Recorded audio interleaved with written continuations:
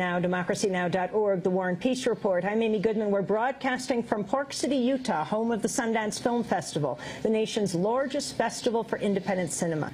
Today, we're talking about nuclear power. Why? Well, the corporate media brings out debate when the establishment in Washington is divided, Democrats debating Republicans. That scope of debate they bring us. But what happens when the majority of Democrats and Republicans in Congress and the president as well agree?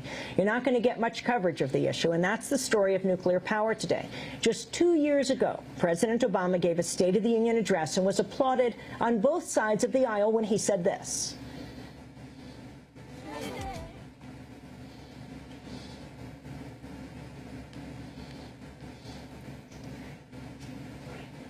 We're broadcasting from Park City, Utah. And we're about to go to a clip of President Obama speaking 2 years ago at the State of the Union address when he addressed the issue of nuclear renaissance. More efficiency, more incentives. And that means building a new generation of safe, clean nuclear power plants in this country. Because the nation that leads the clean energy economy will be the nation that leads the global economy, and America must be that nation. That was President Obama in 2010 giving his State of the Union address. And that is a clip of a new movie that premiered at the Sundance Film Festival called The Atomic States of America. It's directed by Sheena Joyce and Don Argett, and Sheena Joyce is joining us now. The film is based on a book called Welcome to Shirley by a Shirley resident, Kelly McMasters. That's Shirley, Long Island, New York. And Kelly joins us today. Kelly, let's start out with, well, why you wrote your book. What is it about Shirley, Long Island? Most people have never heard of the place. That's true. It's a service town to the Hamptons, and it's on the south shore of Long Island, a kind of little blue-collar, hardscrabble town that is actually blessed with some beautiful landscape. We're right along the ocean, and we have a gorgeous wildlife refuge, which I grew up right next to. I moved there when I was 4, and I had a pretty bucolic childhood. The community was small and tightly knit, and we had just a really wonderful experience. What we didn't realize, what most of us didn't realize, is just north of us, hidden by the Pine Barrens, was the Brookhaven National Laboratory. And it happened to be located on top of the sole source drinking water aquifer for 3 million people, including the people of Shirley. And there were 3 nuclear reactors there, and all 3 leaked. I want to go to the beginning of the film, which is Kelly McMasters describing growing up in Shirley. Part of me wishes that I could go back and unwrite this story. Of course, I could unwrite my story, but I can't unwrite the story of what happened in my hometown. My family moved to Shirley, Long Island in 1981. I had a pretty amazing childhood in a small community with a strong sense of neighborhood and solidarity. In about 4th grade, that was the first time that a neighbor got sick and wound up dying. Over the years after that, more and more people got sick, and suddenly that became more the norm. That's an excerpt of The Atomic States of America. That's directed by Sheena Joyce. Sheena, well, we just heard what Kelly had to say about Shirley. Why you took this book and made a film about it? Well, my co-director Don Argott and I had been given Kelly's book, and we fell in love with it. We fell in love with her voice, and we fell in love with Shirley, and we fell in love with Kelly. And it happened at a time when we were hearing about this nuclear renaissance. And it also happened at a time when we were hearing about these federal loan guarantees to restart our nation's nuclear fleet. And we kept hearing, these buzzwords about the nuclear renaissance and nuclear being, clean and safe and green. And we just started asking questions. What is nuclear? Is it safe? And do we need it?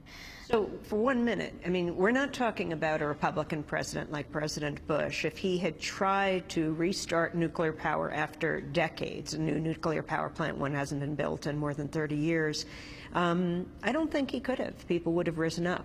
But when President Obama announced that he would begin nuclear power plants, the rebuilding of them and the federal loan guarantees, well, he got bipartisan applause, and that's not something that happens very much in Washington today. It's true.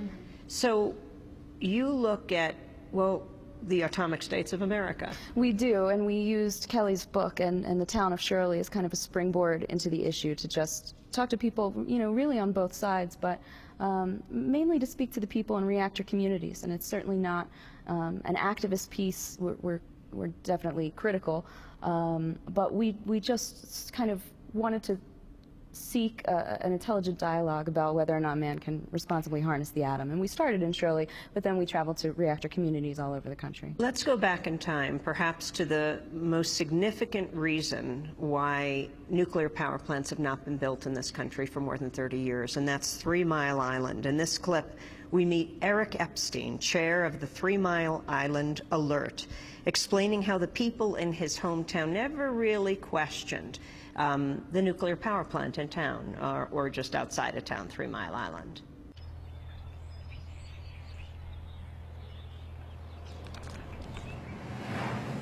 Didn't want to know you, but I had to love you. La da da da da da da da dee dee. You'd be less than honest if you didn't say that this community was strongly supportive of nuclear power. This is not meant to be disrespectful. This is not Birkenstock, Berkeley. This is not liberal Boston. This is Bible Belt, Pennsylvania. In fact, let me just back up. We never really questioned nuclear power. That decision was made for us in the 50s and 60s. We're going to go down this path. God, I feel like I'm in a Rob Reiner movie. My dad would drive me down to the plant, and we'd see these clouds billowing out, and he would assure me that they were benign. You know, I believed my dad. My dad believed the industry. I just thought this was a wonderful, magical technology that had come to rescue us. I mean, energy independence, security independence. We thought it could warm homes at a price too cheap to meter. Everybody bet the house on atomic energy. All of a sudden, all these things came into question on March 28, 1979.